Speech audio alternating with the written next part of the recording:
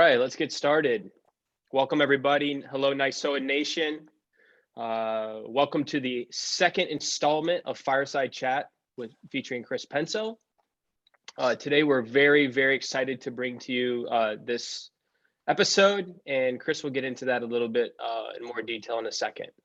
But first off, roll call. If you could, in the chat, please put your name, put your NISOA chapter, and what city and state you are from.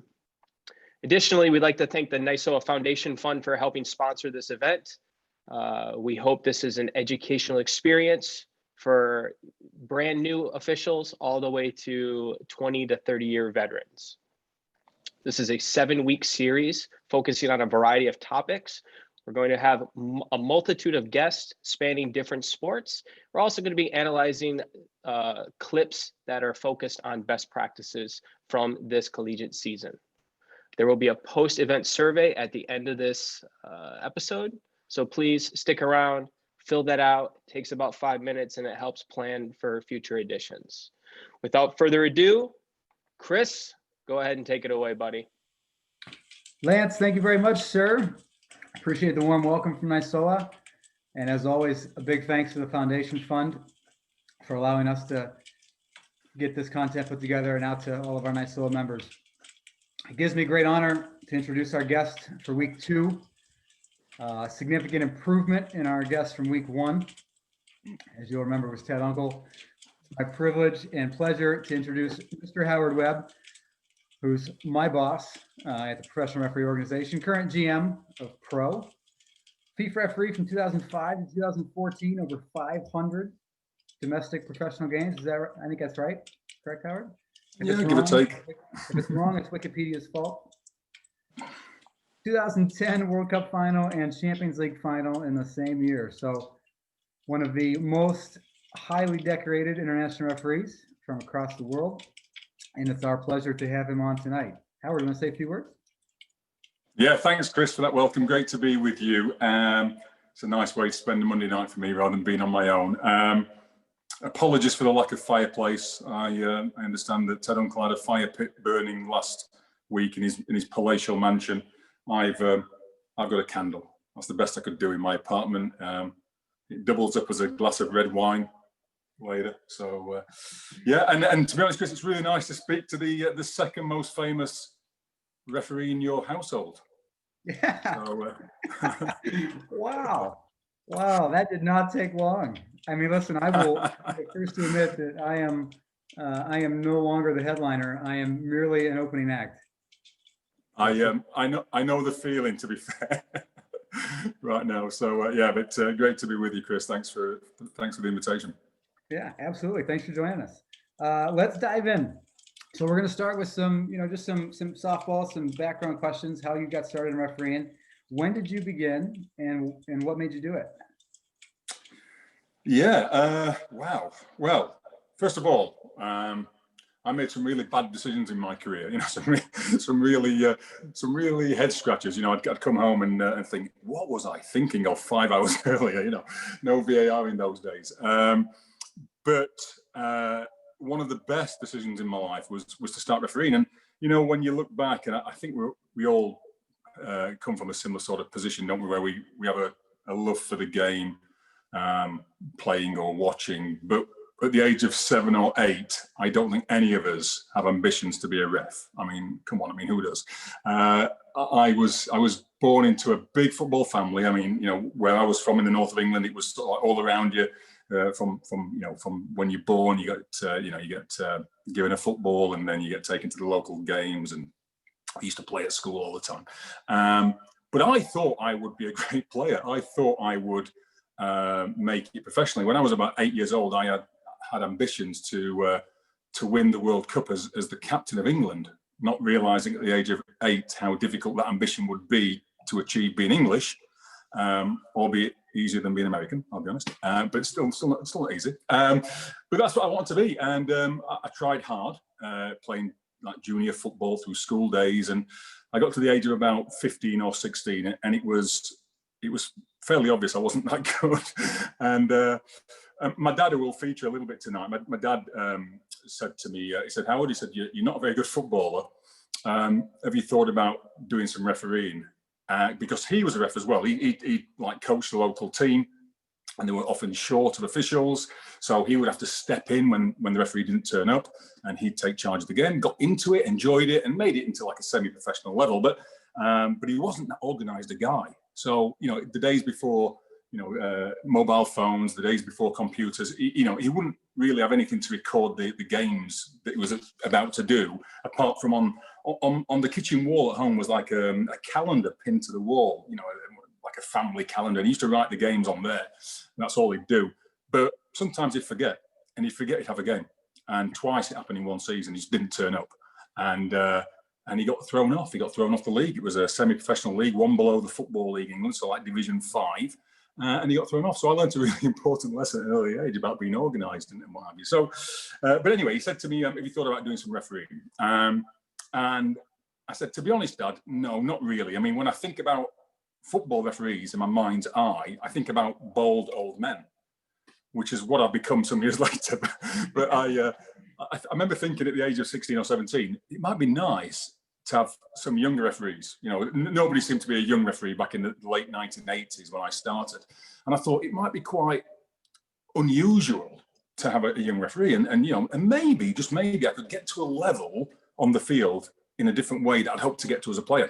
So I was quite a shy kid when I was sort of like 17, 18. And I said to a friend at school, I said, look, I'm thinking about doing a refereeing course. It's a 6-week course, and you have to go through the laws of the game, pass an exam, and then you can ref. So I said to a friend at school, will you come with me, a bit of moral support? A friend of mine called Matthew Page. So I said to Matt, come with me. So he did. And we went down, we passed the exam at the end of this 6-week course. And it was such a boring course. It was like Law 1, the field of play. Law 2, the ball, and it was like on overhead projectors. That's all it was. There was no like Greg Barkey / Mark Geiger sexy presentation. You know what I mean? It was all just like boring, but we had to go through it all. And in the end, I passed the exam. Now, I passed my exam on the 19th of December, 1989. I can remember it now to this day, just before Christmas, at the end of that decade. And looking back to that night, Chris, it was inevitable that somebody who was alive and well in the world somewhere, but didn't know it at the time, was going to go on to referee the World Cup final in 2010. Yeah. Somebody was going to referee that game. And it turned out to be me. It's like unbelievable things happen in this sport when you've got a passion for it, when you work hard to put yourself in a position to take advantage of good fortune, and you've got to be really lucky. You've got to be lucky. But you can only take advantage of that good fortune when you work hard in the first place. And I did work hard for a long time. I can remember it felt strange passing the exam because I was given a license to referee games of football, having never blown the whistle in my life. So it was a bit like being given a driving license because I'd read a book about driving, but never actually sat behind the wheel. And here I was, a license to referee. Just after the new year, 1990, I went out and did my first ever game. And it was quite a difficult game. I think there was about 5 or 6 yellow cards, a couple of red cards, 2 or 3 mass confrontations, which is quite a lot for under 10s football. But I'm joking, it wasn't under 10s. But it was quite a tough game. But I got some handshakes at the end of the game and came off feeling pretty satisfied and thought to myself, I could probably, if I work hard enough and long enough, get to a place I'd hoped to get to as a player. Now, interestingly, my friend Matthew, who also passed the course at my sort of encouragement, on his second ever game, he was refereeing a junior game with kids. And you know what parents are like. Parents always giving it plenty of mouth on the sidelines. And he gave a decision in the game, and the parents, one of the parents reacted to it and was using some inappropriate language. Matt went over to have a word with this parent, and this parent hit Matt in the face. And that was the end of Matthew's career. 2 games.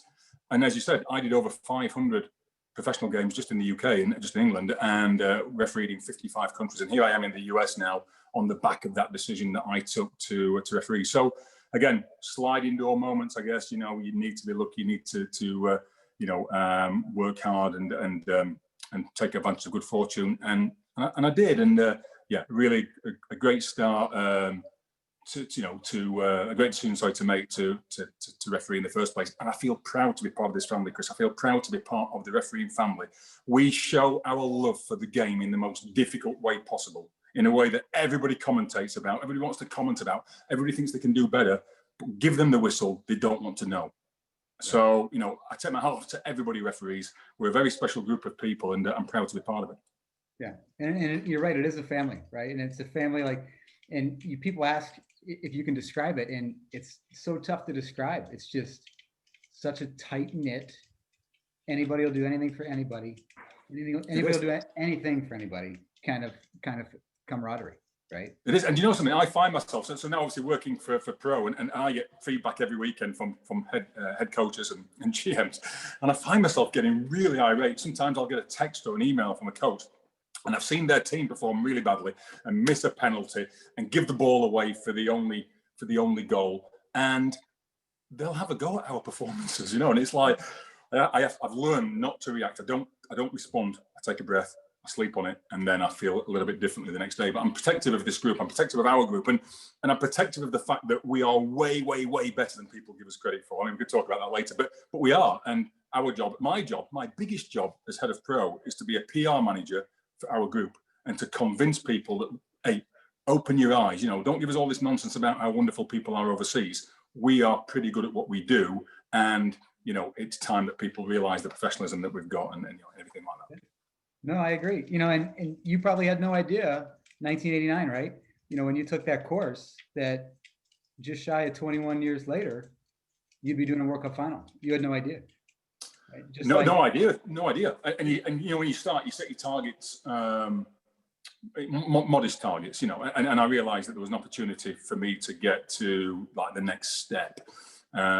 If I persevered, if I realised quite early that, you know, there was a decent chance of progression, because I was okay at it. Why was I okay at it? I mean, I was relatively athletic. I mean, I wasn't as athletic in the early 90s as I became later on in the Premier League, but you know, I was quite a tall guy. Not that you have to be tall, you don't have to be big, you don't have to be a certain shape to be a good referee. You've just got to use your attributes to gain the confidence of the players, I think, and get them to buy into what you're doing.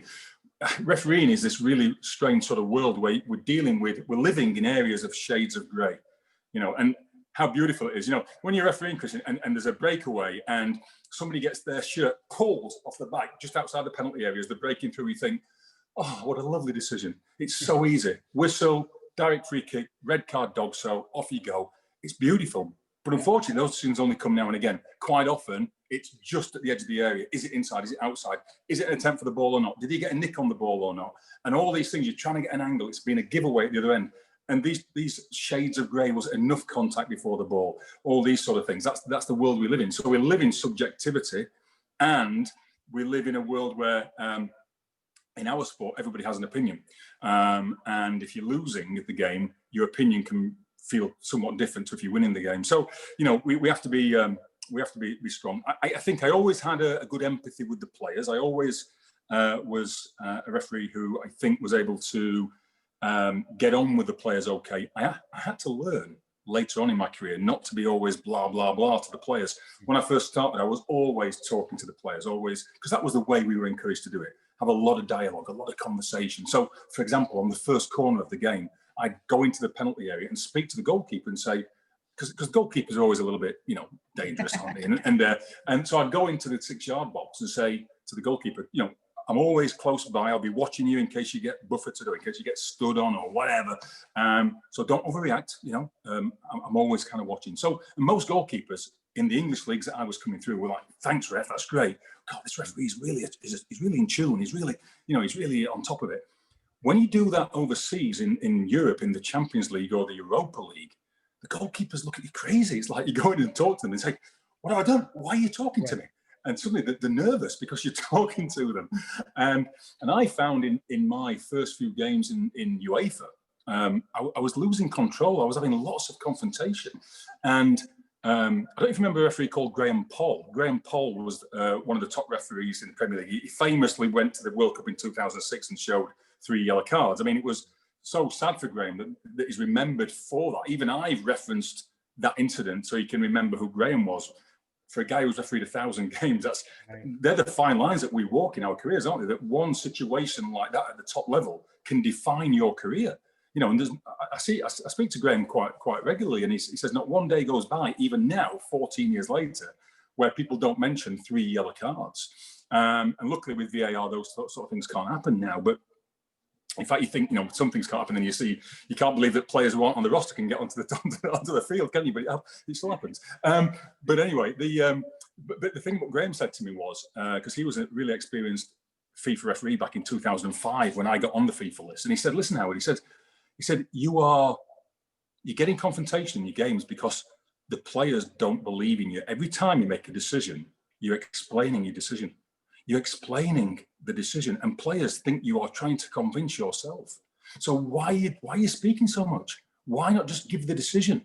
And it was true, and I had to learn quite early that I had to adjust my style for the audience or for the participants I was refereeing. My first ever game in European football, I got my FIFA badge in 2005, was an under-19 game between Spain and Portugal, near to Madrid. And I thought I refereed the game pretty well. And I came off the game, and the assessor was from Germany, a guy called Aaron Smidhuber, who refereed at the 1990 World Cup in Italy. And he came in the locker room, a big 6'4" guy, German guy. And he looked at me, and I thought he's going to say, "Well done, congratulations." And he looked at me and he said, you're a typical English referee.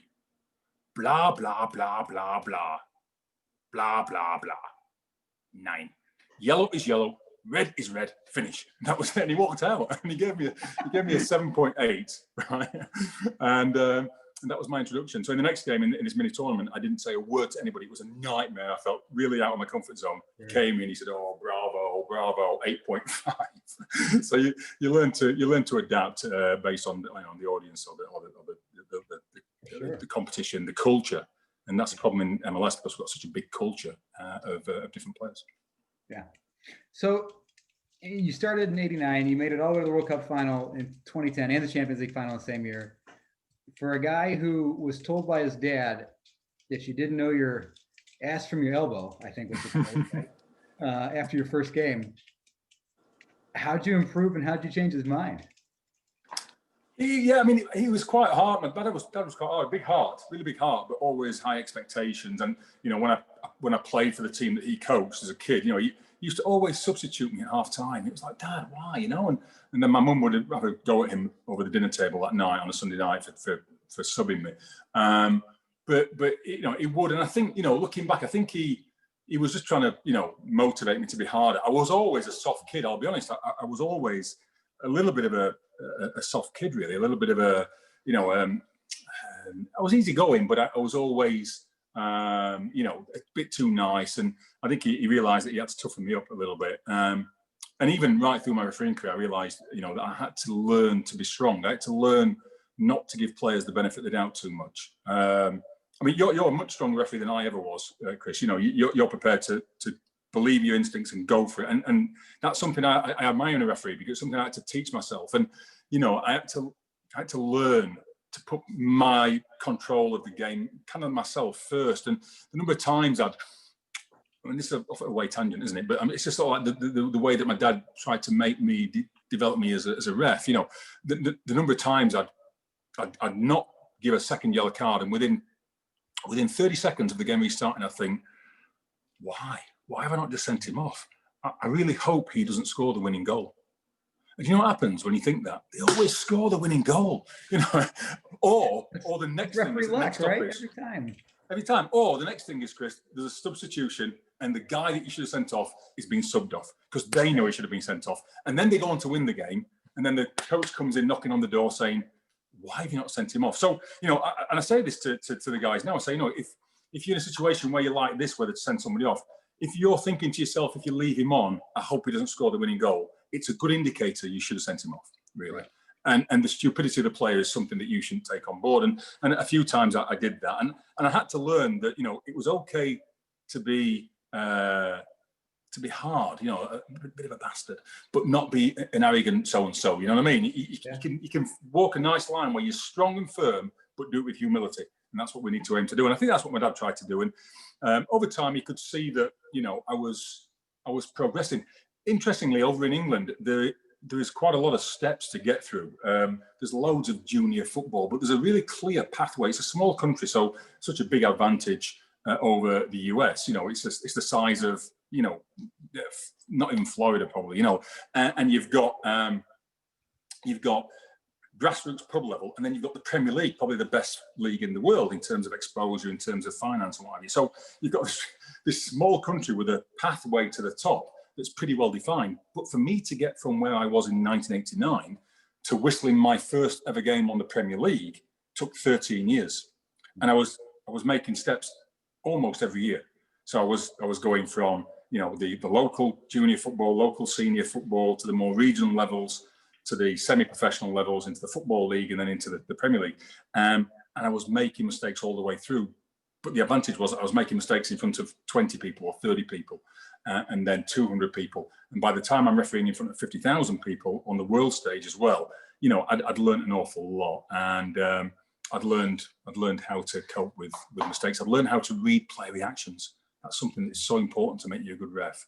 And I think that was the key, really, learning how to read play reactions, getting the trust of players. And I was never the best decision maker. I really wasn't. I had two great assistant referees with me for a long part of my journey, and they were awesome. I mean, one of the lads called Darren Can. Darren was like the puppet master. I was like the puppet, you know, and he was giving me the answers through my earpiece quite often. You know, he'd be like, you know, I think, is that a penalty or not? And he'd be saying, penalty, 100% penalty. He wouldn't be flagging it, but he'd shout at me, and I'd go, penalty, like this, and it'd be perfectly right. And people would think it was all my doing, you know.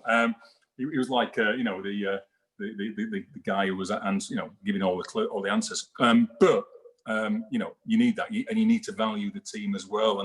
And yeah, I guess that's what I did. So, and of all the things that I was able to do, I guess, you know, to see my old man, my dad, in the crowd in South Africa, in Johannesburg, when we did the final, was really, really nice.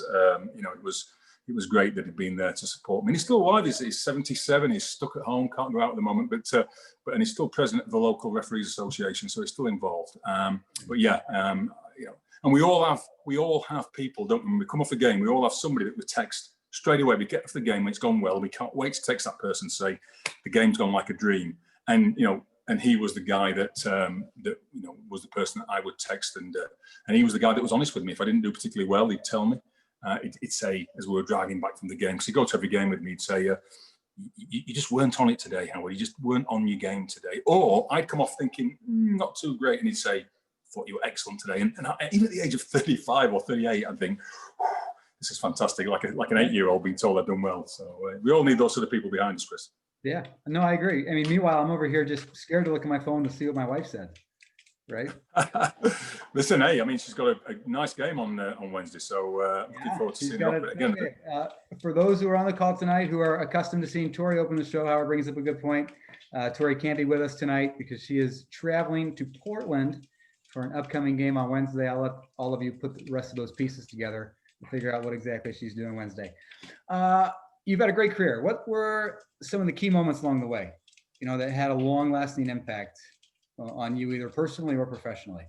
Yeah, I did. I was really fortunate. I mean, you'd think, wouldn't you, that, you know, the refereeing the Champions League final would be the highlight, and the World Cup final 50 days later. And of course, those 50 days in 2010, just over 10 years ago now, wow, kind of like do define my career. I mean, you mentioned it in the build-up. I think two other situations I want to talk about. One that made me just a better ref, and one that sticks with me to this day. And the thing that made me a better ref was a game that I refereed in the Premier League in my first season. And it was a game at Everton, who I think are top of the Premier League at the moment. Difficult place to referee, probably in my opinion the hardest place to I'm sure you've got somewhere, Chris, where when you get the assignment through in MLS and there's fans in the stadium, there's somewhere you go, quite often struggle there. You know, it's hostile, it's difficult, it's Portland. No, sorry, I'm joking. It's somewhere where, you know, it's pretty intense, and those places also are good because when the game goes well, there's a good buzz as well. And Everton was that. Everton was a tough place to ref. And really early in my Premier League career, I refereed a game, Everton against Bolton Wanderers, when Bolton were in the Premier League as well. And both teams had some really experienced players. And players who had been around, and players who knew how to manipulate the ref or try to. And I was a rookie. And I went into that game, and I was given the free kicks in the first 15, 20 minutes that I saw. But there were some 50-50 calls, and some of those went against the home team. And it got the crowd agitated. The crowd were pretty anti some of my decision-making. And even though they weren't necessarily wrong, the decisions, but and that was rubbing off on the players, and the players were becoming difficult to manage. And after about 25 minutes, realizing it was a really tough day at the office, I did the worst thing that a referee can do when the game is hard. And I started to blow the whistle less. I started to hide. I started to let things go, because when I was blowing the whistle, I was getting a negative reaction. So I started to blow it less. And when you do that, it has completely the opposite effect to what you're trying to achieve. You're trying to stay out of the way, but the game just runs away from you. The tempo goes sky high, and it became impossible to control. And the captain of Bolton that day, Gary Speed, who was also the Welsh captain, he spoke to me after about 35 minutes. He said, "Referee, you're starting to let us down. You're letting us down." And I said, "Oh, don't be silly, Gary." But he was right. I knew exactly what he meant. I wasn't doing the job I'd been sent there to do. And the game was the most difficult game I've ever had in the Premier League. And the second half was a nightmare. And I got the worst ever assessment mark, and my confidence was shattered. And people were ridiculing my performance. And bear in mind, it was only like game number 8. So people are doubting whether you've got the material to do it. So I met with my coach the following week, and we went through every single minute of that game. It took about 3 hours, kept rewinding, looking at what we did and what we didn't do. And Chris, for the first 20, 25 minutes, I was okay. I did okay. I was refereeing the game as it should have been refereed. I was calling things that needed to be called. And I made the cardinal sin of losing my self-belief. And I lost my self-belief, and I lost my line. And I learned from that. I learned that when games are tough, the worst thing to do is hide. The worst thing to do is stop doing what you've been sent there to do, i.e. referee the game. And we'll all have games, I won't anymore, but we'll all have games that are tough. We'll all have games where we're not seeing things particularly well, or where there's a lot of marginal calls, or where you've got difficult characters, or you're just not on it that day, But the worst thing you can do is do what I did at Everton. So for anybody who's on the call who's refereeing, when you get those games, just expect them to happen from time to time. Doesn't mean you're a bad ref. Don't panic. Don't start hiding. Just keep doing the job you're sent there to do, and you'll get through it. And you'll still have a difficult game, and you'll still look back and think, I've had more enjoyable afternoons. Right. But if you start hiding, you're going to have a world of pain, really. And having that self-belief running through you is what all referees need more than anything else, because players are always challenging that self-belief. They're always trying to force you into making a mistake. So a ball will come off a player for a throw into the other team, and the first thing that player does is appeal for the throw. They know it's not their throwing. They know it's the other team's. So they're trying to force you to make a mistake. And then when you do make one, they go crazy at you. So you've got to have self-belief. You've got to follow your line, and believe in yourself. And only when you lose that do you end up losing control of the game. So that was a really big lesson for me. And I used those thoughts. I remember thinking in the World Cup final in 2010, which was the hardest game because of the challenging nature of the physicality of it, and also the stage I was working on. And I didn't referee it as well as what I could or should have done, really, but still it was incredibly difficult. And I remember thinking about Bolton and Everton, because after 18 minutes I'd shown two yellow cards, one to Robin van Persie of the Netherlands and one to Carlos Puyol of Spain. And I said to the guys on the radio, that'll settle the game down nicely. 2 yellow cards, having had a couple of warnings. 4 minutes later, I had 2 more yellow cards. So 4 yellow cards, and I could smell in the air. I could smell in the atmosphere this wasn't going to calm it down. And I said to the guys, this is not going to go to plan. And they just said to me, my 2 assistants, just keep doing what you're doing. Just keep the line. So I remember thinking about Bolton Everton at that point. So that was a really important lesson. And if, of all the things we're going to talk about tonight, I would just say to people, Don't expect to be perfect. Don't expect not to make mistakes. Don't expect not to have difficult games. The only way you'll never make another mistake is to stop refereeing tonight now at 9:30 Eastern time, and you'll never make another mistake ever again. But you'll never do anything either. So, you know, get out there and do it. Don't panic if you make a mistake. And when you have those tough games or those moments where you start to doubt yourself, just think this is normal. Just drive it through. Keep doing what you're doing. Believe in yourself. And every time you do a physical training session, every time you read the laws of the game, every time you listen to somebody like me waffle on, every time you go to an education session, you're investing in yourself so that in those difficult moments, you can draw that information out. You can draw that physical ability out. You can draw that laws of the game knowledge. You can draw that understanding of how to manage difficult players out and all those sort of things. So that was a really key moment. The other one, that sticks with me is, and it really was part of the reason, I guess, why I finished. Not the main reason, but a part of the reason was this thing about being a Manchester United fan, right? Which is simply not true. But everywhere I went and everywhere I go now, still, there's a feeling, a rumour that I favoured Manchester United, which is, you know, obviously wasn't a conscious thing at all. It wasn't something that I believe was ever true. I refereed Manchester United 39 times in the Premier League. So, you know, when you're doing that level of number of games, you create some back catalogue of incidents, and most of those games were against, you know, relatively, you know, big opposition, I guess, in a lot of cases. But the thing that started it all, Chris, two situations started it all. One was a game I did against Tottenham at Old Trafford, against Tottenham Hotspur, and Liverpool were sort of like under Brendan. No, it wasn't under Brendan Rodgers. Liverpool were close. It was 2011, I think. Or was it 2009? Liverpool were getting close to winning the league that year, and Man U were some points behind. And going into the second half, Tottenham were 2-0 up. And it's sort of a big surprise on the cards here. Tottenham 2-0 up at Old Trafford in Manchester. And 57 minutes in, I'm feeling really good and comfortable, thinking, yeah, everything's sweet. And then Wayne Rooney is about 7 yards away from me with the ball at his feet. I'm in good position. And suddenly he plays a 25-yard ball that splits the Tottenham defence into Michael Carrick, the Man U colleague, who gets to the ball first in this foot race with him and the goalkeeper, Aurelio Gomez. And he gets there, he knocks the ball to the left and then gets wiped out by the goalkeeper. My gut feeling, I've always said to referees, follow your gut feeling, believe in your gut feeling, hit the whistle, point to the spot, boom, penalty. Not even a doubt in my mind. And as we all know, as referees, we get immediate feedback from the players. That immediate feedback validates your decision, doesn't it? You know, and normally you expect a bit of a moan, but you know if it's a genuine sort of like sense of total injustice. And the goalkeeper for Tottenham, Gomez, he was running around the penalty area like this. I can't believe it. How was he possibly given a penalty? I knew there was something more to this. But in the days before VAR, what can I do? I mean, you know, I've seen it for what it was at the time. Spoke to my two assistants who were some distance away. They couldn't really give me any credible information. So I had to go with the penalty, even though in my heart of hearts, I knew from the reaction, it must have been something that I'd not seen. I just knew, but you can't change your call on that. You couldn't do. So I had to go with the penalty, hoping they would miss it, you know, and after the third retake, they scored the penalty. And they went on from being 2-0 down to win 5-2. It was the archetypal turning point of the game. You know, like when you give those sort of decisions, Chris, and a bit different now with VAR, but you give the decisions and you think, I hope they miss the penalty. They don't.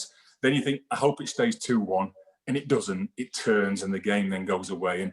And that was a moment that sort of like started much of that. And then a couple of years later, in 2011, I gave a penalty in the first minute to Man U in a game against Liverpool in the FA Cup, and it was soft. The penalty was soft. It taught me a lesson about being ready in the very first moment of the game. You know, you can't work your way into a game as a ref. You can't be like a player, have a couple of touches, ease your way into the game. You can't. You've got to be ready for the first minute. All that preparation all week goes out of the window unless you're ready from that first moment. So you've got to be in the right mindset when you travel into the stadium, when you arrive, thinking about, you know, when you're doing the pre-match field inspection, visualizing where you're going to be. And I'm not sort of like this, you know, guy that talks in riddles and fantasy. I'm just being genuine. When you start doing your pre-match pitch inspection, just have a think about where you're going to be working. Think about some of the situations you're going to face, so that you're already kind of like in the game mindset rather than just waiting to blow the whistle. And I was in a good place in 2011. Just come back from the World Cup, and I was a bit relaxed. And it was Liverpool against Man U, a big game. I was feeling confident, but just probably wasn't ready for that decision in the first minute when the ball was played out wide to Dimitar Berbatov, being chased by Daniel Agger, and Berbatov hit the deck in the penalty area. And the worst thing you can think as a ref is, what happened there? What happened there? You've got to be thinking ahead of the decision. You've got to try and put yourself ahead of the decision. You've got to be ready to think, this could happen here. If it does, I'm ready. This is, and I've heard you do it when you VAR. I've heard you say, think Dogso, think Dogso, think Dogso, think Dogso. We do it on the field. I've heard you do it as a VAR. It's good because the pitch can change very quickly. When Berbatov hit the deck, I thought, what happened there? And then I ran it back through my mind and I thought, yeah, there was some contact, and yeah, it's in the penalty area. Yeah. And before you know it, I'd worked out it was a penalty. It wasn't a gut feeling decision. It was one that I'd worked out, and it was a bullshit decision. It just wasn't enough contact. It wasn't. And again, the Liverpool went 1-0 down, and then I sent Steven Gerrard off later in that game as well in the first half. So they were down to 10 men. And it's like when it's a live TV game and there's one of those steady camera people, operators working the camera down the sidelines, and they run onto the field at half time. Yeah. And you know that they're going to zoom in on the most important person in the game so far. And you're hoping it's going to be the goal scorer or the captain. But when they miss those and they've shoved their camera in your face as a ref, you know it's controversial, Chris. You know that there's a world of pain waiting for you on the TV broadcast. And that camera followed me all the way off at half time because of this controversial penalty and a red card. And the game finished 1-0 to Man U. And that evening, a Liverpool player called Ryan Barble, he posted on Twitter a picture of me wearing a Man U kit, and he got fined £125,000, about $150,000 for his trouble. But that kind of like went viral, and now, even now, if I go to a hotel, it's like, oh, we've got a Man U legend staying with us, and Man U have never replaced you as a ref. So that wasn't a real photo? I'll let you decide, but no. So being such a big Man U fan, does it pain you to see them near relegation so early in the season? It just shows, doesn't it? I mean, things come and go, and just to see the way that one man's influence suddenly on the ref, no, not on the ref really, but one man's influence on that club, after that length of time is difficult to replace. And and you saw Man U with Ferguson and Wenger at Arsenal, they stayed for 20, 25 years, and then it's always going to be a difficult thing to replace those guys. So, but the good thing about the Premier League, it's pretty competitive. You always knew that any team could beat any other team on any given day, and there's also 5 or 6 genuine kind of giants in the game that ultimately create these amazing spectacles. And yeah, a great buzz going into any of those sort of like golden games. Looking back, Chris, I don't know how we did it. I mean, we'd go into games without any VAR assistance. You'd go in trying to get the best viewing angle. You've got one chance to see it. It's amazing. I mean, I know VAR's got a lot of distractors. It's got a lot of people who don't necessarily believe in it. But if I offered to you going into a big game this year as a ref, the option to go in with or without VAR, the night before you're assigned to the MLS Cup final, and the night before I say, oh, by the way, Chris, we can take out the VAR if you want, and you can go it alone if you want, or we can keep the VAR in just to help you out. Who would say take it out? It's like right. I mean, I think as referees, at the end of the day, all of us have the same goal, and we want to get everything right. Exactly, that's all we want to do, and I think the way we pitch it, we could talk about the VAR later, but the way we pitch it is pretty good. But going into those massive games without it, I mean, I remember refereeing Chelsea against Liverpool, I think it was, and there's a quick breakaway going towards the bottom end at Chelsea on the right side as you come out, and there's a foul at the edge of the penalty area, and I know it's close to being inside. I know it's close. I don't know if it's inside or outside, but I know it's close. And I hit the whistle for the foul, and I don't know what my second decision is going to be. I don't know whether to go point to the spot or give a direct free kick. And I've learnt over time that when I don't know what the second decision is, always go outside, always. Not because it's the lower decision, just because it's usually right. If players are moving towards the penalty area at pace and they fall into the penalty area, and you know the challenge is close to the edge of the box, when you watch it back, it's nearly always outside. The speed of these guys, the momentum, makes it look like it was well inside when often it wasn't. So if you don't know the second answer, always go outside. Conversely, if they're coming from inside to outside, it doesn't happen very often, but if they are, you have to reverse the mindset, and it's more likely to be a penalty. And assistant referees do this all the time with players coming back from offside, and our assistants are amazing. But yeah, I didn't know what the second decision was, so I gave it outside. But I knew that game was live. It was a 4 p.m. Sunday afternoon game, the biggest game of the weekend, live on Sky Sports. And I knew that people at home would know the answer, and I didn't know the answer. And I thought, that's wrong, I just don't know whether I'm right or not. And the same when Martin Hansen from Sweden didn't penalise Thierry Henry for handling the ball against Ireland. We could see the answer after 10 seconds at home on TV. I was sat with my 8-year-old son on the sofa, and I'm watching the game, and we can see it's a clear handball, but the person who needs to know is the ref, and clearly he couldn't know. I was texting, but it would have been too late by the time he read the text. And that really convinced me that we needed it. But yeah, so some great experience. And coming off those big games, Chris, you'll have been there where it's been physically demanding and mentally demanding, and you come off, and the buzz that you get when you've delivered a big game, and I'm not just talking big game in the Premier League, but any big game at any level, where it's a challenging game, and you've been entrusted with that game, that deciding game, that playoff decider, that whatever it might be, that local rivalry, you come off that game having delivered a good performance. There's not a lot to replace that sort of euphoria when it's gone well, and I'm still trying to capture that in my life, having finished refereeing. It's difficult to replicate that lovely feeling, and part of that feeling comes because the pain when it goes badly. How difficult it can be. So it's a great feeling to be refereeing well and to deliver a good performance. For sure. So before your referee career took off, right, and really consumed your life, you were in law enforcement, right? I can relate. How did your experience in law enforcement help you as a referee? I think you'll probably agree, Chris. I mean, there's a lot of people skills that you need in both jobs, to be able to get people to cooperate, get people to see things your way, get people to understand and to believe in the decision that you're making. Of course, you've got guidelines, you've got laws on the field, you've got laws of the land. You need to know those. You need to be able to stay calm when you're dealing with things. You need to be able to work out what's happening, quickly assess a developing situation. You've then got to have the decisiveness to make a decision, be that a situation that you're dealing with on the street or one on the field. You have to have the courage to take action and not stay back.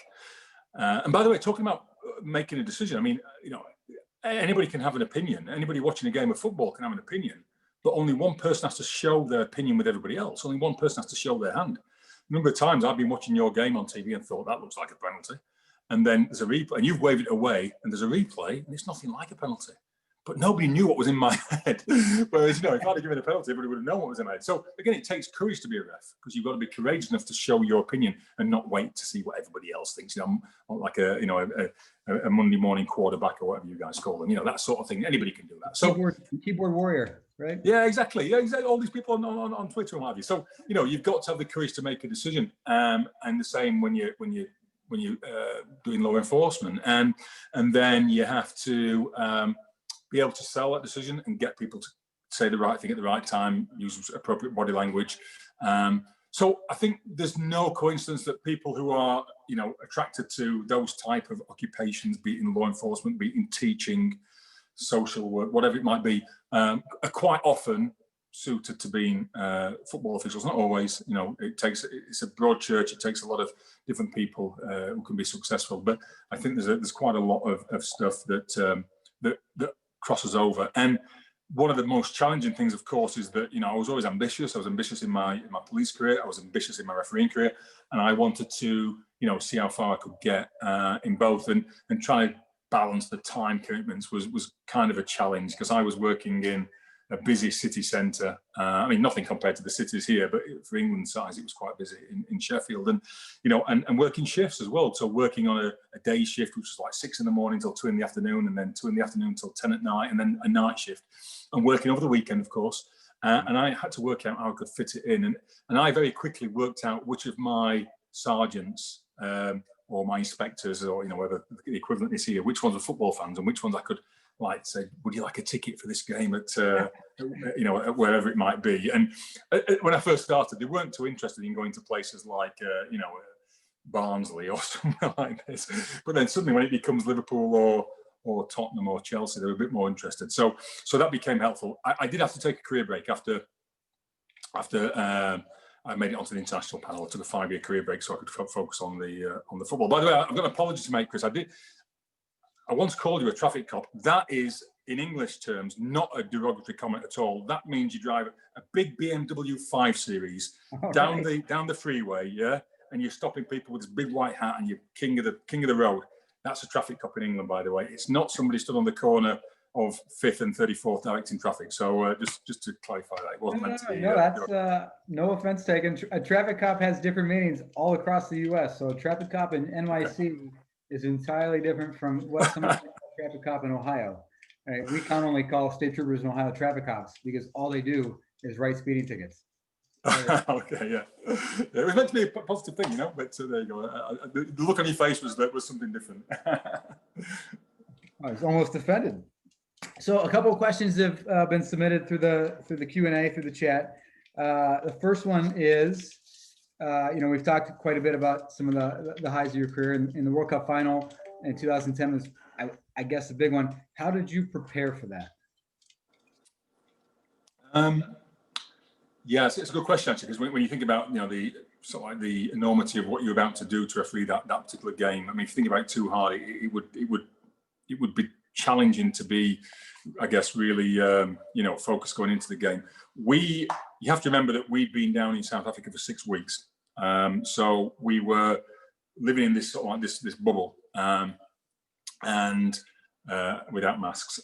We're living in this bubble, and we were exposed to a lot of instruction. We were exposed to sports psychology, a lot of regimented physical training as well.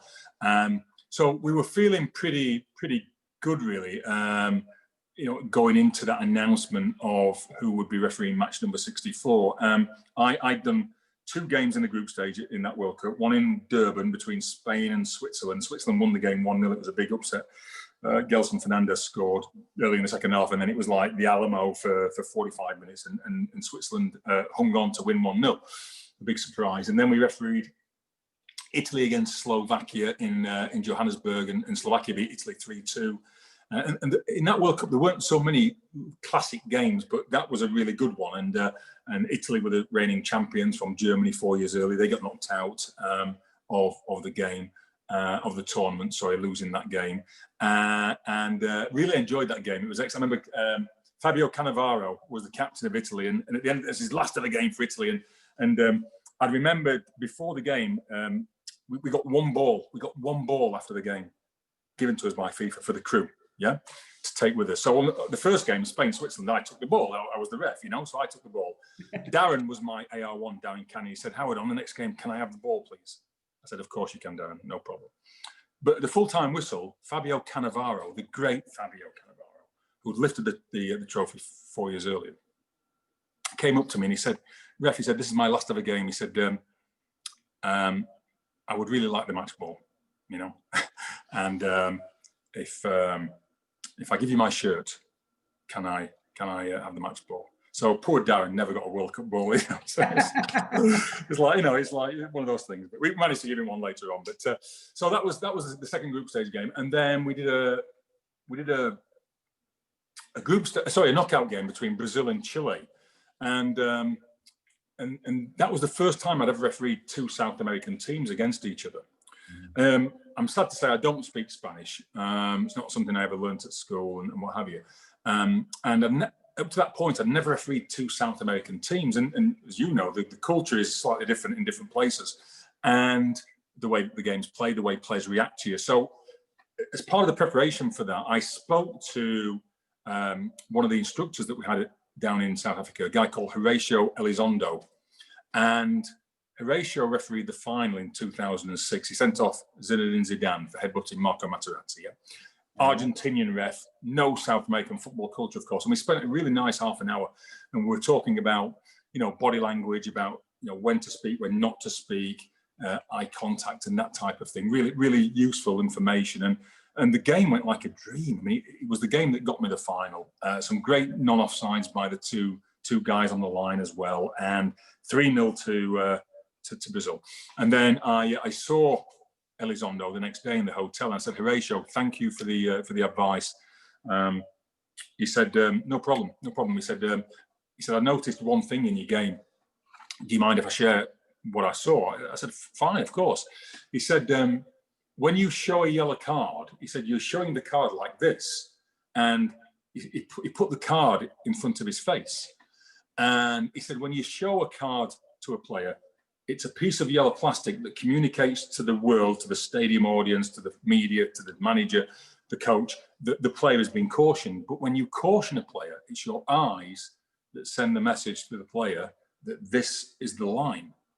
So show your card like this to the side and maintain eye contact.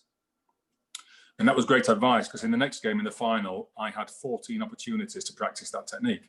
Because it was the hardest game ever. We didn't get a quarterfinal or a semi-final. Mm-hmm. So on the night of the 8th of July 2010, the remaining 10 referee teams that were still there from what started out at 30 teams were all taken to a room in the hotel. And we knew this was the big moment, the announcement of the final for the World Cup, and this is the day after the second semi-final, when the Netherlands had beaten Uruguay. And I looked around the room, and I knew that, you know, there was a few people who had a chance. Benito Archundia from Mexico, for example. You know, we knew that Benito had done a good World Cup in 2006. He's an experienced guy. He had a chance of doing the final. Ravshan Ermatov and Victor Kasai had both done semi-finals, so I doubted that they would be on the final. Jerome Damon from South Africa probably didn't have the experience at the highest level to do a game. So I thought, I've got a chance. I've got a chance of doing the final. There was only 2 games to be announced. Match 63, that was Germany against Uruguay, the 3rd place game, and match 64, Spain against the Netherlands. So the guy from FIFA comes to the front of the room, he gets his envelope and he opens up, and he says, okay, the final 2 games, match 63, Germany against Uruguay. And you're thinking to yourself as the ref in the room, you know, of all of these 9 referees in the room, 7 are going to get nothing and 2 are going to get a game.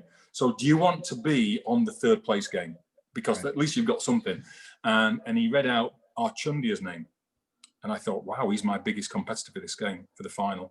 Because our tournament had gone well. And then he said, okay, match 64, Spain against Netherlands, referee, Webb, England. They were the words he said. And at that point, I don't remember anything else he said. I can remember in my pocket was my cell phone, which started to vibrate within 10 seconds of him saying these words. And it never stopped vibrating for the next hour.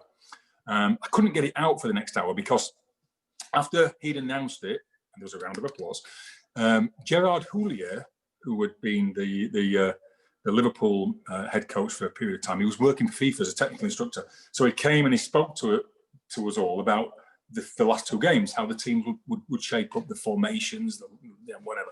So I'm sort of like sat there wanting to celebrate, and Gerard's talking about the final. And by the time he'd finished, I got my phone out, and I'd had by the first hour about 600 messages, because they'd announced the game on, you know, in the media, they announced it on TV, and obviously back home it made a splash. And I answered every single message. It took a few days cutting and pasting on the text and the emails. My phone bill when I was down in South Africa came to about $5,000, but it was paid for by the Premier League. I thought, well, let's do it. Just kept texting away. But yeah, and talking about being part of the refereeing family, you know, that's when times like that you realise you've got a load of support. You know, it's a great feeling to get that support. Between getting that announcement at 6 p.m. on Thursday and refereeing the game at 8 p.m. on the Sunday, We had a sports psychology briefing, if you like, about how to prepare for the game mentally, thinking back to successful performances that we'd done, thinking back over positive outcomes. We had a technical briefing from one of the instructors talking about some of the stuff we'd seen in the tournament and the things to be strong on. But it was pretty light stuff. I think they realised we were in a good place. We were in kind of like a bit of a zone, really. We'd been there 6 weeks. We were in the shapes of our life physically, undoubtedly. And FIFA kind of like just gave us the confidence to go out there and do what had got us to the final. You know, they didn't say do anything special, just go out there and do what you've done. One of the ways that I could gain strength though before games, because we all have moments of doubt. I mean, you know, I used to get butterflies in my tummy before every game, and you know, everybody's individual, aren't they? And the nerves affect people in a different way. I learned how to cope with nerves. I learned how to use them. I found that the bigger the butterfly wings were in my tummy, the better I generally performed. I just had more instinct for the game when I had those feelings. And the games where I was a bit less sharp was the games where I didn't have those feelings. Obviously in the World Cup final I had a lot of feelings. The game was tough. The next time I refereed Spain after the World Cup final was 3 years later in the Confederations Cup semi-final against Italy in Brazil. And I was really nervous because I got a kicking in the media in Spain and in the Netherlands for the way that game went. And you know, even though Spain won the game, you know, they didn't see my performance as a successful refereeing performance, and I understand why. And I was assigned to Spain for the first time 3 years later, and I was pretty nervous about that game. Yeah. And I remember sitting down and I listed out on a piece of paper, this was a semi-final, I listed all the semi-finals I'd done at the professional level, 24 I'd done, and I ticked the ones that had gone well, you know, and pretty much all of them had gone well, some better than others, but they'd all been delivered pretty well. And you know, it gave me some confidence to think, listen, you can do this. You know, you can deliver a game, you know, even at this level. And even there, you know, I think it's good for people to know that sometimes we have doubts, sometimes we have ups and downs in our confidence levels. And the key thing is, don't put too much stock in being perfect. You know, it's like Ken Rivers says, you know, you don't have to bring your A game every time. You just have to not suck, because sometimes, you know, that's important. Just don't suck, you know, just do okay. And you'll bring your A game sometimes without even trying. And sometimes it's hard and you just have to do what you need to do to get through the game. And if you make a mistake, you make a mistake, but it doesn't kill you. It makes you better. It really does. And just keep calm. If it's not going smoothly, trust me, I made some horrible decisions, some horrible ones. I look back and think, wow. And yet, if you go on Wikipedia, somehow it says, Webb is what regarded as one of the greatest referees of all time. How on earth did that happen? If you look at some of the decisions, I'll tell you, they weren't some of the greatest refereeing decisions of all time. So, you know, don't let a mistake derail you, because they come and they go. Yeah, no, that's fair. You know, we've talked about the World Cup final. We talked about how, I mean, it's October 12th, 2020, and I think you're still giving yellow cards in the World Cup final, right? A question was come into the chat. Is every game controllable? My dad used to say to me, the referee can't make a bad game a good one. He said, you can make a good game a bad one, but he said, you can't make a bad game a good one. There were some games, I think I've seen games that I've thought, wow, this is not controllable. I mean, there's some games that I've seen. I remember going through a spell, and this is the very highest though. I remember going through a spell where Barcelona were playing Real Madrid, and I wasn't refereeing them. Wolfgang Stark refereed one of them, for example. The unrefereeable games, just unrefereable, where every decision was being met by a ridiculous reaction, you know. And you find yourself thinking, what do I do? What do I do? Which is the way to go here? There's not many games like that. There's key moments in every game. There's key moments in every game that can nail your control. And if you don't identify those moments, that opportunity goes and the control can go away from you. Never underestimate the value of a yellow card. The yellow card, it used to amaze me. Sometimes I'd pull out a yellow card and it would just kill the game. And I think, wow, how does it happen? How does that work? That yellow card, that little plastic thing has had such a big effect. And yet it often does. The most scary feeling in the world is when the yellow card is having no effect at all. That's a really scary feeling. And when the yellow card's having no effect at all, guys, you've got to find a red, and I don't mean invent a red. I mean, if there's no red to be had at all, you can't make one up. But if the tackles are coming in, the yellow card's coming out, it's having no impact, and then a tackle goes in that's orange, and and it's in that grey zone, and you're thinking, under normal circumstances, I could probably pull out a yellow card and be okay here if this was in the 10th minute of a calm game.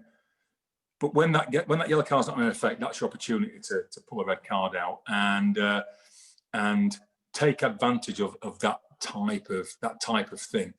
That opportunity that comes your way. The first yellow card is a really important moment in a game. Identifying when to pull that card out. I can remember thinking in a game, my last ever game was Brazil against Chile. I did it in the 2010 World Cup. I also did it in the 2014 World Cup, a round of 16 game in Belo Horizonte, the first knockout game of the tournament. And in the build up to the game, the coach of Chile had said, the only way we can win this game in the World Cup in Brazil is if the referee is strong enough to stand up to Brazil. That's the only way we can win the game. And I can't remember the name of the coach, but the coach for Brazil, Phil Scolari said in response to this, we are offended. We are Brazil. We don't need the referee to win the game. All that sort of thing. So I didn't go searching on the internet for this, but people send you messages because you shouldn't go on the internet to find out how well you've done or how well you're going to do. It's not the place to go searching for confirmation for this, is it? That's not a good barometer? It's not a good barometer. But people send you messages, don't they, about what's on there sometimes. So it hits you in the face when you're not looking for it sometimes. And so I was aware of this chatter before the game. And the first minute of the game, Luis Gustavo of Brazil commits a challenge. And it's a heavy challenge in the 30th second. I thought, oh my goodness, that could be a yellow. But I thought, if I go yellow, it's going to send the message out that I'm just there to just show that I'm strong enough. If I don't go yellow and just warn the player, and the next challenge is worse by a Chilean, a higher level challenge, and I go yellow on that one, it just confirms everything the Chileans have thought about before. You know, it's just absolutely fulfilled what they expected. So you have to make an assessment on that challenge, whether or not, is it manageable, and is there room for the next challenge to be even worse, committed by the other team, and still not need a yellow card? If that first challenge is really close to the line for a yellow card, and you know that the next challenge, if committed by the opponents, is slightly worse and has tipped over into the clear yellow card zone, then really you probably ought to be cautioning the first one. You need to make sure there's that room for manageability beyond that first challenge. Otherwise, you end up with injustice. And the worst thing to create a lack of control for a referee is a sense of unfairness. You've got kids at home, Chris. You've got 3 kids, I think. I've got 3 kids. The reason they would get upset, it's not fair. It's not fair. She's got this. He's got that. You've got to try to every day. Exactly. You've got to try to work out some sort of way of dealing with that. And the same with players. If they feel that something's not fair, that's when you get confrontation. So again, timing that first yellow card is really important. And last thing I'd say about control is when I first got onto the UEFA list, I was identified as a talent. So I got assigned a mentor, a guy called Hugh Dallas from Scotland. And Hugh Dallas famously refereed USA against Germany when Torsten Frings handled the ball on the line and wasn't sent off. He was my mentor. That was in the World Cup in 2002, wasn't it? He was my mentor. And he said to me, and then this is pretty true. He said, refereeing is like, for an analogy, controlling the game of football is like riding a horse. You get on a horse. I've never ridden a horse in my life, so I don't know what I'm talking about. But you get on a horse and you don't know what sort of horse it is. It could be a really compliant, nice, pleasant sort of horse to ride, or it could be a difficult one that's going to rear up and try and throw you off. So when you first get on the horse, you just keep the reins a bit tight because you don't know what sort of horse it is. If you keep it loose and it's one of those horses that's going to throw you off, you can fall off in the first minute if you keep it too loose.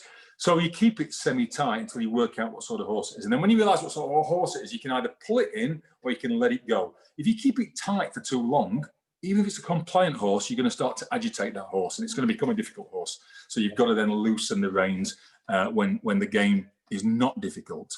And then when it does become difficult, when that horse sees something it doesn't like, you have to pull back the reins and get it tight again. But recognize when to loosen them and pull them in all the time. And that's the art. Sometimes it doesn't work. Sometimes you get players who are just difficult. Sometimes you get players who just want to be confrontational. There's pressures coming from outside. And all I would always try and say is it's never or hardly ever anything personal. We're not there to win personal battles as a referee. We shouldn't take affront at players reacting. We just deal with it and try and find that balance of being strong but humble. And if you can, you'll get respect, because the only true way to get respect from players, I think, is to be strong. No, I agree. I agree 100%. What do you think are some of the biggest difficulties now in officiating the modern game? I think there's an expectation of instant success, and that brings pressure onto everybody involved, and it transfers that pressure onto the ref. One of the things that coaches can't control, no matter how well they prepare their team, they can't control this team of people that drop in for their game, and in their eyes can make random decisions. And even though decisions might not be random, because we do work in this world of shades of grey, this subjective world,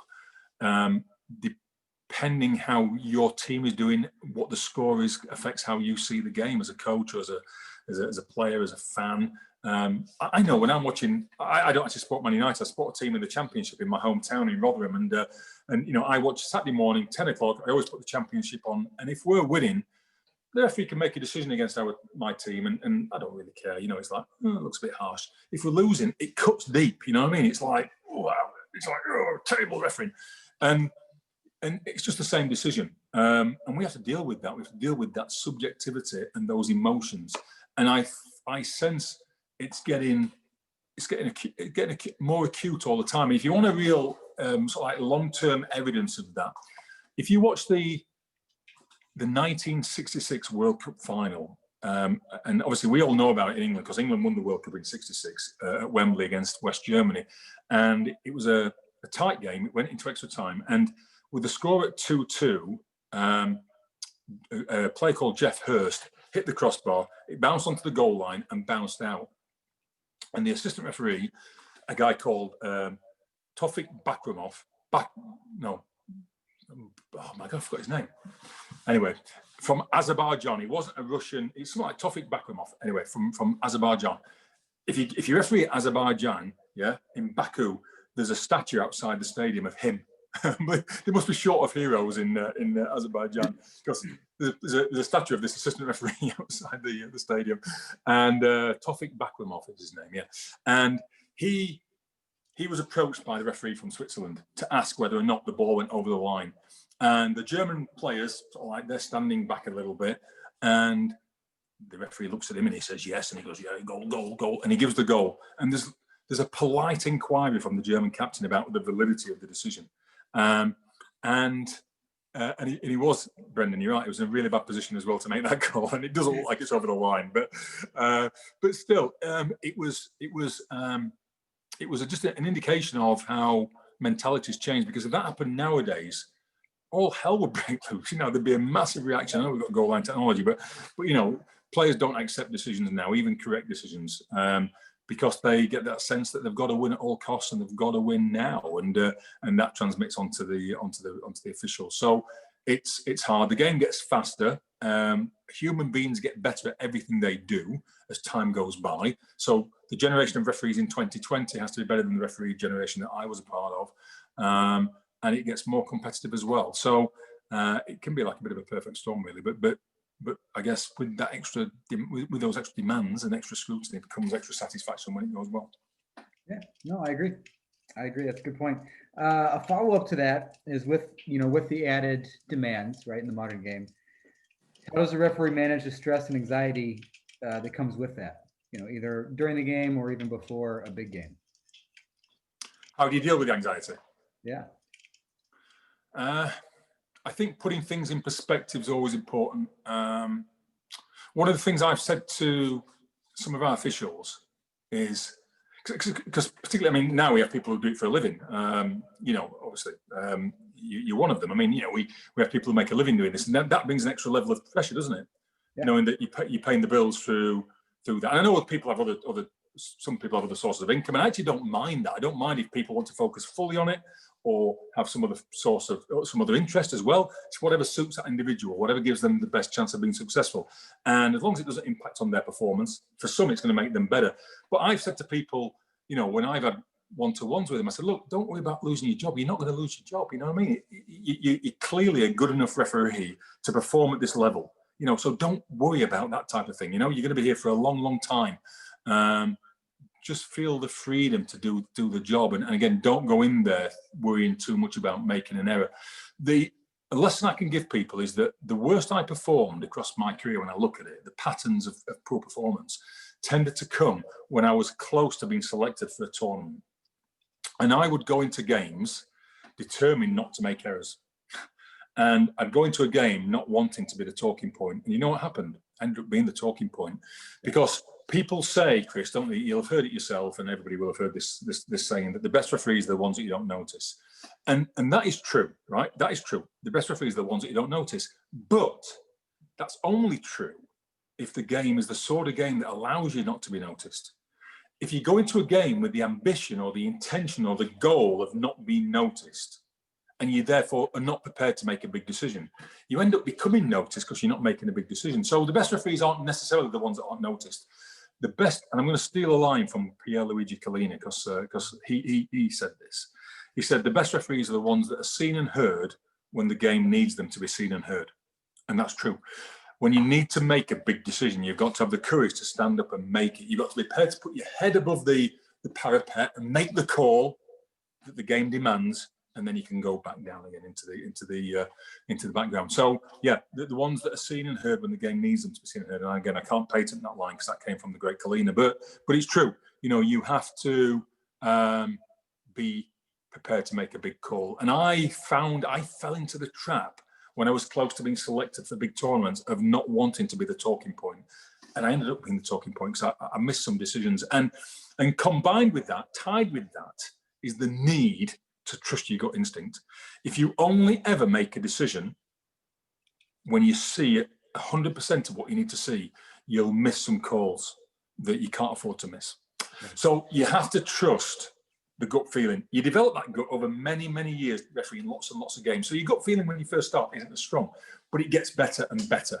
And if you wait for high levels of evidence of the decision that you're going to make, you'll not make some big calls. Now, this is not about guessing.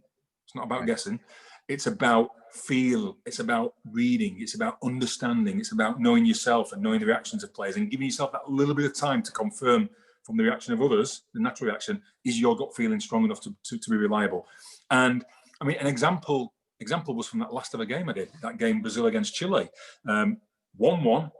Going into the second half, 51 minutes, we've been told to always think about the next step, always get ahead of the play. Don't look at the fullback who's kicking the ball up the field and then decide to move. When you can see the way that he's shaping, move early, get into position, get ahead of the game, so you're in best position to make a good decision. Because we know from all the stuff that we look at, Chris, don't we, that people make mistakes on the field primarily because of lack of positioning or angle. They don't read the play well enough. They lose a bit of focus maybe, but it's not because they're bad referees or they don't know what a foul is or a penalty is. They just don't get the best angle. And when you see the best angle, it opens up the answer. So, and we were told, think like a number 10. That's what FIFA used to instruct us. Don't wait until the ball's gone, move early. And I'd done pretty well in moving around the field in that tournament. And then in 51 minutes, Marcelo of Brazil gets the ball out wide left. And I'm caught ball watching. I'm caught being a spectator, which is what you shouldn't be. And instead of reading his intentions to ping a 27-yard ball diagonal to Hulk, the attacker for Brazil, I was caught watching Marcelo as he shaped. And then suddenly he plays it, and from being 7 or 8 yards away, I'm suddenly 27 yards away, a bit like I was with Rooney and Carrick in that Man U Tottenham game.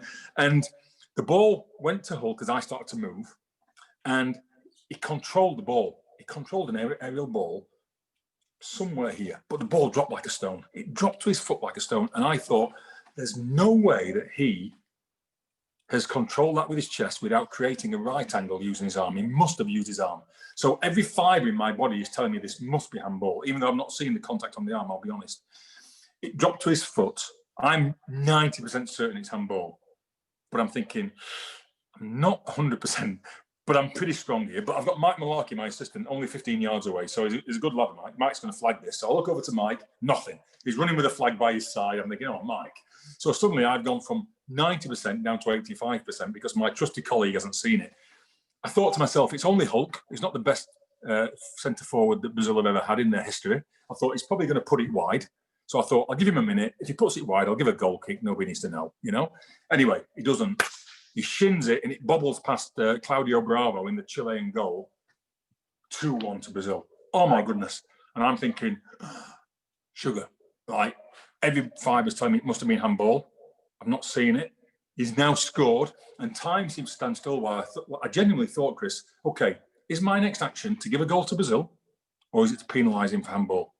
And it was almost like, and I'm in Brazil, I'm in Belo Horizonte, it would have been easy to give a goal. I even looked at Hulk to see if he's looking back at me, to see if I've given the goal, because players will sometimes look back before they celebrate. Has he seen that handball? And as he wheels away, he doesn't look at me. I thought, oh my goodness. And as I'm just weighing it up, thinking, do I trust my gut feeling? 2 or 3 Chilean defenders from different areas ran towards me, pointing to their arm like this. And that was just enough to tip me to believe my gut feeling. And I blew the whistle and penalised Hulk for handball. And I showed him a yellow card for good measure. And I looked at him and I thought, I'll know if I've got it wrong, because he'll be really angry and he'll turn green and rip his shirt off. And that's the other Hulk, isn't it? But I thought, you know, his reaction will tell me a lot of things here. And he looked at me and he went, now like this. And Fred, another forward player for Brazil, looked at me and he said, handball? I said, handball. And he winked. I thought, fantastic. He thinks it's handball as well. So I remember saying to Darren Cann on the radio, I think we're okay, but I wasn't 100% certain. I trust my gut feeling. The game went to penalties, Chris, and Brazil went through to the quarterfinal of the World Cup on a penalty shootout. And I remember thinking, I mean, I don't care who wins, but I had that little bit of doubt because I'd not seen it as clearly as I wanted to. I trusted my gut feeling. And as we left the field, Phil Scolari, the coach of Brazil, he came up and he said, oh, Webb, he said, you're the best. I thought, yeah, you probably wouldn't have said that if you'd have lost. But I went down the steps and went down into the locker room. As I went down the steps off the field at the end of the game, the head of the Brazilian Football Federation media department, who I'd met earlier, he looked at me and he waved a finger. He said, can you imagine? Can you imagine? Just 3 words. Can you imagine? And then walked off. And I'd worked out by then that what he meant was, can you imagine if we'd won the game on penalties after you've disallowed a perfectly good goal for no reason, etc. So I convinced myself I'd got it wrong. And even though I'd read all the clues, trusted my gut feeling to confirm my gut, and I went down into the locker room. And the first thing you do on a TV game is you go into your jacket pocket and you get out your cell phone and you put the PIN number in and you're looking for the messages, because you know when you've had a good game, you've got lots and lots and lots of messages. Yeah. And when it's gone badly, you've only got one message from your mom saying, I still love you. And I looked in the phone and I got loads and loads of messages. I thought, and I opened the first one and it was from Mike Riley, who was my boss in the PGMOL. And he said, Howard, great game. He said, and what a great decision for handball by Mike Malarkey. I said, it was my decision. but trust your gut feeling, guys. I mean, really do trust your gut. You know, don't wait till you get all the evidence. It's not about guessing. Never guess. If you don't have a smell or a clue, you know, you can't go there. But do trust your gut feeling, and you develop your gut over time. And by doing more games, as many games as you can while you're young and got the physical ability to do it, you learn from player reactions. You learn from your own reaction every time. I don't mean orchestrated reactions. I mean natural, genuine reactions from players. They will give you the clue. They will tell you if it's a goal kick or a corner kick. Give yourself a bit of time. Learn to read the clues. Yep. No, absolutely. That's fantastic advice. Fantastic. One last question, and then we'll see if we can't plow through some videos. We might run a few minutes over, but that's okay. Now that you've been on the administration side of officiating, right? You retired at the end of 2014. You came over here in 2017. You handled the VAR right when it was getting off the ground for about a year, and then you took over for Peter Walton as GM in 2018. Yep. Now that you've been on that side of things, has your approach to refereeing changed at all? It has, Chris. First of all, I'm privileged to be part of this organisation, this group, and I'm mindful when you come in as a foreigner, you know, people are maybe sceptical and what have you. From day one, I said I was committed to this group of people, our group of US and Canadian officials, and you know, I'm proud to lead the you know, like I said, the PR side of what we do, and you know, I'm not the greatest instructor in the world. We've got some really good people who instruct well for us, you know, and it's about knowing your own strengths and weaknesses and bringing people in who can do other things. I can share my advice all day long and my experience. I've learned that it's complicated on this side of the fence. I've learned that, you know, when you're refereeing, you go out there, you focus on your game, you do your job, and then you come out.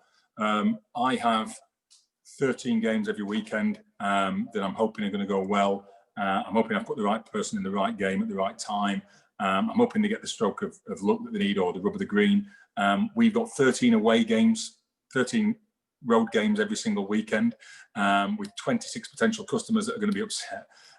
It's tough, and you know, and it's, you have to be invested. You have to be, you know, you have to be philosophical as well. You know, you can't expect everything to go right. That lack of control is something that you have to learn to live with a little bit as well. I've learned not to jump to conclusions. I'll see something on TV and I think, what are they doing? Why are they doing that? And then I'll talk to them, I'll look at the video later, and it makes perfect sense why it's happened. So I have to learn to take a breath and stay calm. Yeah, and I'll tell you something else I've learned, Chris, as well. You very quickly lose the smell of the grass. You very quickly lose that true feeling of being out there. And, you know, when we talk about giving direction to you guys on certain things, I'm really keen to say, this is what we think, but you've got to go out there and do it. You've got to go out there and deliver this and make those decisions. Are you comfortable doing that? Do you feel it's right? And, you know, I think, you know, it's not about making decisions by committee as such, but it's about making sure that you feel comfortable delivering what we're asking you to do, and also being able to use your experience as well and your expertise, because you're the practitioners out there. So again, my job is to try to make you guys look as good as possible, support you as much as we possibly can, you know, and deliver good advice and guidance. But I'm enjoying it. It's a good challenge. I do say to people like Martin Atkinson and Mike Dean, who are still some good friends from over the water, who are now approaching their 50th year and beyond in Dino's term. I think Dino must be 70 now. But I do say, look, just keep going, guys. Just keep going whatever you can. Just keep going and squeeze everything out, and you'll know when it's time to go. And I would say that to anybody on the call, you know, whatever you've got that buzz in your tummy, you've got that 5-3 feeling, because all the games kick off at 3 o'clock over there, but that whatever you've got that buzz and that desire, then keep going, because it's hard to replace it. And if you come out too soon by choice, you can regret it. And part of me did that. I retired and thought, at first I thought, what have I done? I thought I wanted to retire. I thought I had enough of some of the pressure and some of the nonsense that happens, and very quickly I realised it's a hard thing to replace. And I said this recently to one of our experienced guys who was thinking about retiring. I said, if your legs can carry you, then keep going, because and you've got that desire, keep going. But loving it, Chris. It's great. It's a great opportunity, and you know, I'm proud of the progress that we're all making. Yeah, and I think I speak for the group when I say that we're happy to have you. You know. No, thanks, Paul. I appreciate that. You know, it's a difficult job, but not always perfect. For the group, right? And that's, you know, I think that's undeniable. You know, if you need the smell of the grass, I'd be happy to assign you some college games. You know, I did consider doing something like that, you know, because I'm still in reasonable shape. I did the fitness test 2 weeks ago with Dave Gantar. Dave is one of our FIFA international referees from Canada. He's down in the US at the minute doing the road trip because he can't cross the border. And for FIFA nominations, you have to do the test. And he was stopping at the W Hotel in Hoboken, and I live just south of there. So he said, will you come and supervise my test? So I said, yeah, I'll do it. So I went and did it with him. We did the sprints, and then we did the 10-lap interval thing, and he was, you know, Dave, talking all the way around. Oh my goodness! And I couldn't breathe. You know what I mean? So I passed it, but it's hard. But I could probably get through a game. But I mean, so if you need me, you know, I assigned the American Conference, which Temple was in Philadelphia, which is not a far drive. I'll do it, man. I'll do it. No problem. You know, I'd be happy to give you some games. Be happy to give you some games. All right. I don't want to take games away from the people, but I'll do some games, mate. If you're sure, I'll do some. Perfect. All right. Let me screen share. We've got 5 videos to jump into tonight. They all are of challenges And obviously I've sent them to you in advance, so nothing here is news. Adriana, if you could let me screen share as the host, because it says it is disabled. Once Adriana lets me screen share, there we go. All right, let me jump in here. So first one, Howard, Wake Forest against NC State. I'll play the video, and then I'm just going to let you have at it. Solid move by Tubbs. He gets upended. He is holding his shin. Hopefully he's okay, but Yes, I've had prior sight of these videos, Chris. So we'll just let the replay run in. First of all, I don't know how much choice the referee has got in terms of shirt colour, but I struggled to find the referee at first. With the they did change to blue at halftime. Okay, good. It's making sense. Because at first it was difficult to see.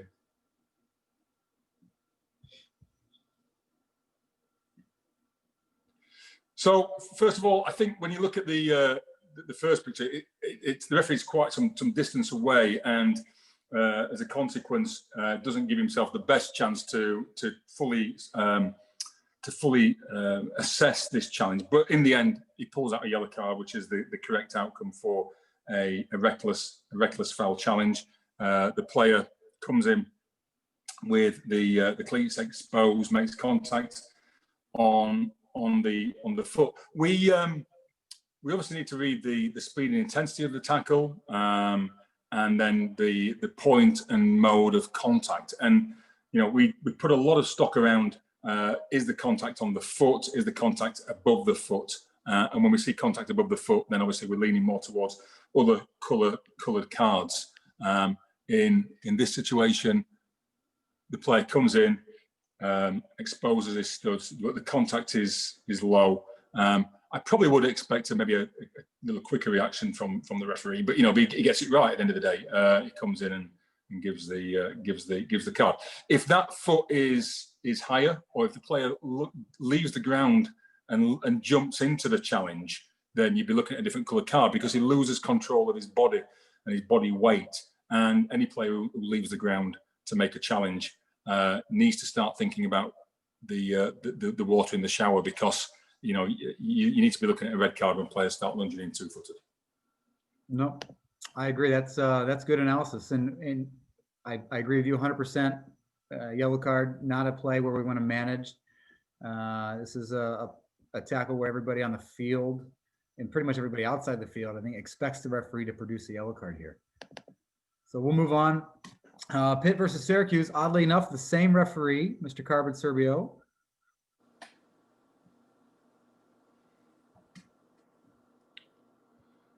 Yeah, so on this one, we see an action by the Syracuse player who's got the orange and blue on. And it's a bit of a hack, isn't it? It's a bit of a hack towards the ball. Excuse me. And it probably is one of those situations that I talked about earlier, where if the yellow card's having no effect, and you're pulling out yellow after yellow, and the game's heated and difficult, then you could maybe choose this one as your orange card that goes to red to manage the game. In normal circumstances, there's an option here to go yellow. He makes contact. The contact is fairly low. It's not necessarily excessive force. You see there, he takes a swing. You have to make a judgment. Is he going for the ball, or is he just taking a swing at the player? And we've seen players do that, but the ball is relatively close. I know when you slow it down, it looks further away. So I think in isolation, out of context, this is okay for yellow. But again, if the game's difficult and you need to find that red to maintain or gain control of the game, then this might be one that you want to use. Yeah, I agree with you. If we're just, if we're refereeing video clips, it's a clear yellow card. But you bring up a good point where if you've given yellow after yellow after yellow, maybe this is the one you need, just because there's a little bit more force than needed to make the challenge, right? Yeah. So if it's the one you need, then it's the one you can make red. But face value here is yellow card. Next one, Pitt versus Syracuse. And the decision on the field is no foul. Yeah, I think when I looked at this, I think the attacking player who commits the foul here actually loses her footing. She comes in and slips into the opponent. But of course, we do deal with consequence these days in terms of our judgment, and is the action reckless? And I think it is. This heavy contact. She comes in and ends up bringing the defender down in quite a sort of like a reckless way, really. So I think I prefer a yellow card here, Chris, on balance. She might consider herself a bit unlucky because she does somewhat lose her footing as she comes in, but she goes to ground, and I think she could have no complaints with a yellow card in this situation for a reckless foul challenge. And by the way, one thing that drives me crazy, and Chris has heard me say this a million times, give simple free kicks to the defense. If it smells and feels like a free kick and it's a nice, safe, easy one, it's not about being cowardly. It's about navigating the game in a successful way to avoid controversy where you can, doing things properly, but keep it simple. Absolutely keep it simple. Don't go taking too big a risk. If it's a simple free kick to give to the defense, then give it. And this one I think is, and it looks like there's pretty heavy contact, even though she slips into it. Yeah, and you bring up a good point, right? Last thing as referees, the last thing we want is to not give this, and then 5 seconds later the ball's in the back of that net, right? And Exactly. all you had to do is give a simple free kick, and it's no questions asked. Nobody's talking about it later. But if you don't give it, referee's luck has it, the ball ends up in the back of the net, and then you've got to defend that. Yeah, exactly. And it's about being sensible. I mean, if and it's not about cheating. It's not. That's not what we do. We read the game and we work out the most credible outcome that maintains your control, that's based in law, that keeps you out of controversy. So if there's a genuine doubt whether it's a goal kick or a corner kick, and you just don't know the answer, you're going to give a goal kick every time, aren't you? Because the attacking team might moan for 5 seconds, but then they face up to a goal kick. If you give a corner kick and that proves to be wrong, then you've got pain for the next hour level. You've got pain for the next 2 days because they'll keep replaying the fact it shouldn't have been a corner. And then the same with a foul. Smells like a foul to the defensive team. Just give a free kick coming out. At the other end, when it's not so clear, do you really want to give the same decision to the attacking team that they're going to score from, and then the replay shows actually it was a good tackle? So again, we're only talking about those situations that sit in the margin where you've got to make a judgment one way or the other on a 50-50 call, and there's ways to navigate your way through the game in a much more sort of like credible and acceptable and non-controversial way. Yep, absolutely. Just keep it simple, right? Yeah, keep it simple. Next one, we've got Iowa State against Oklahoma State, and we've got a foul using a CONCACAF-ism right in front of the free zone. Yeah, that's a term I never heard before I came to the US, this free zone, which is the term that CONCACAF used for that area, that strip in front of the benches. It is a crucial area because, you've got a lot of emotion there. You've got people viewing from the sidelines that are influential in terms of, the way that they react. And they will then, make a judgment about your control and ability. So we said, what is the free zone? Again, it's not something that I'd ever heard of. It's that zone, that strip right in front of the technical area. And it's where you see a lot of fouls because that's where a lot of transitions take place. A lot of counterattacks come through there at pace. There tends to be a lot of pace in that area as well. And it's an important part of the field of play. And somewhere where the referees need to be really focused and have tight control. You don't want to be loose with your control around that area, around that free zone area, as CONCACAF call it. Make sure that you're tight there. And we expect a free kick in this situation to be given. There's not a great advantage. You can maybe have a quick look to see where the ball's going, but I think in the end it goes to a player who's heavily marked and the ball is lost. So when this player turns the corner here and knocks the ball up the field, then give the nice safe free kick. And again, maybe the earlier that you blow, the better, because then you're not going to have a situation where you blow just as the ball is being received by the player here further up the field. The defender stops and everybody thinks you've missed a really wonderful advantage. It actually wasn't a wonderful advantage. It's just that the defender stopped on hearing the whistle. So, make a decision early on that one to penalise and nail your control in that important part of the field of play. Yeah, and all good points. And I think, going back to some things we've talked about earlier tonight, if this is a game and you're 28 minutes into the first half, because the college clock counts down, right? So we've got 17 minutes left in the first half.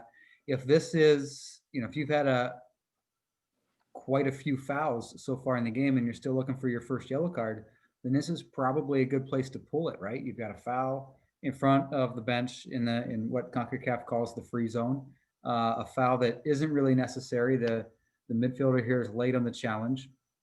And if you're looking for a place to draw your line in the sand, maybe this is it.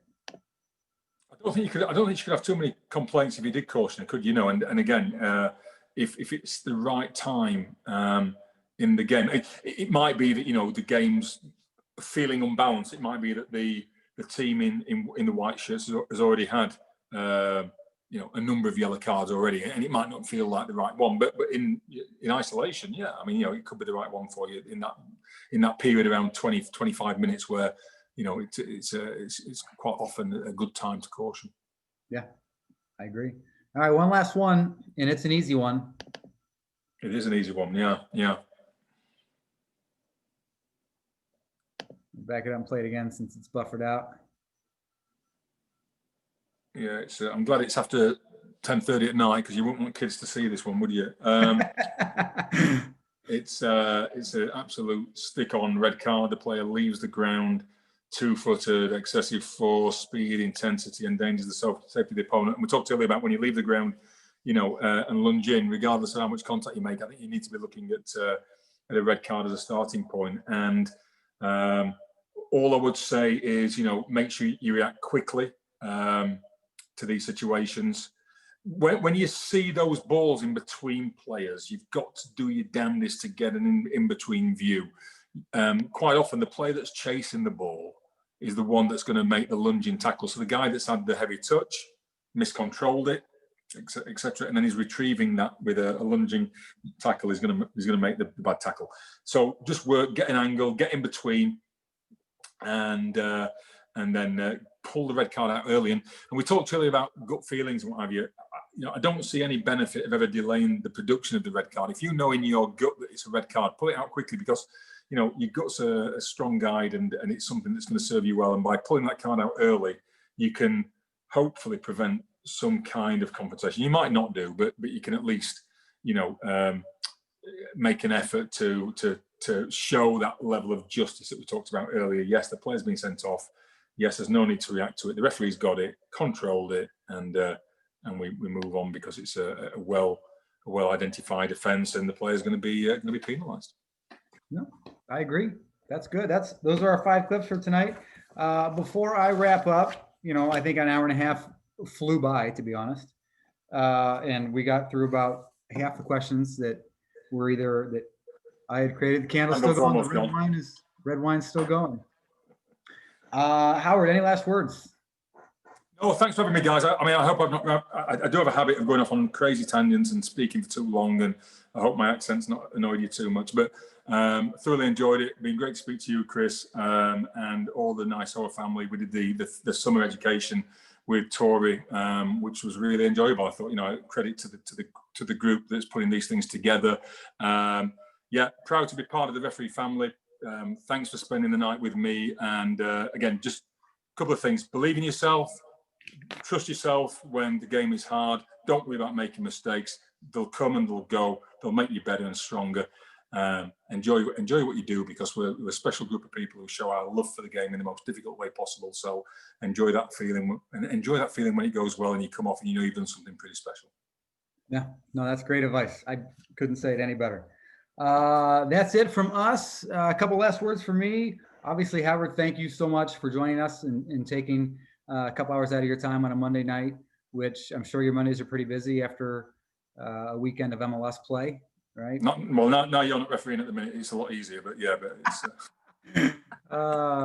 Guys got jokes. A big thank you to the Foundation Fund, NISOA Foundation Fund, for allowing us to put this together and get these awesome events out to the members. And then drum roll, please. Next week's guest, October 19th, 9 p.m. We are fortunate enough to be joined by legendary NCAA women's basketball referee Dee Kantner. She will be joining us. She is, a legend in the NCAA women's basketball, over 20 Final Fours. I don't even know how many national championships. She was one of the first female officials hired by the NBA. At the same time, Violet Palmer was hired. And as if that's not enough for you, next week's Fireside Chat will be co-hosted. I will have a co-host with me, and none other than the wonderful Tori Penso, NISOA Managing Director, and also just so happens to be the first female to blow a whistle in Major League Soccer in over 20 years. Obviously, a big part of that is the trust from Howard and Pro and her abilities. So Tori will be on to co-host the event, the Fireside Chat with Dee and I. And our topic will be keys to success and breaking down barriers. Obviously, a show you don't want to miss. Dee has a resume that is a mile long. And obviously, Tori is making a name for herself. And I'm soon to be a stay-at-home dad in a sideshow. So that is it for me. I'd like to thank everybody that joined the call tonight. Obviously, again, thank you, Howard. And good night, NISOA family. Okay, guys.